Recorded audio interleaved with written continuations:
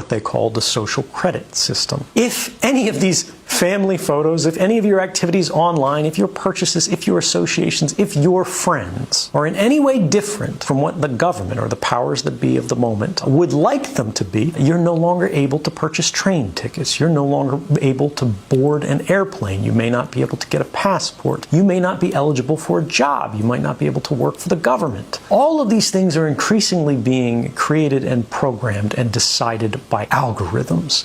And those algorithms are fueled by precisely the innocent data that our devices are creating all of the time, constantly, invisibly, quietly, right now. Our devices are casting all of these records that we do not see being created, that in aggregate seem very innocent. You were at Starbucks at this time. You went to the hospital afterwards. You spent a long time at the hospital. After you left the hospital, you made a phone call. You made a phone call to your mother. You talked to her until the middle of the night. The hospital was an oncology clinic. Even if you can't see the content of these communications, the activity records, what the government calls metadata, which they argue they do not need a warrant to collect, tells the whole story. And these activity records are being created and shared and collected and intercepted constantly by companies and governments. And ultimately it means as they sell these, as they trade these, as they make their businesses on the backs of these records, what they are selling is not information. What they are selling is us. They're selling our future. They're selling our past. They are selling our history, our identity,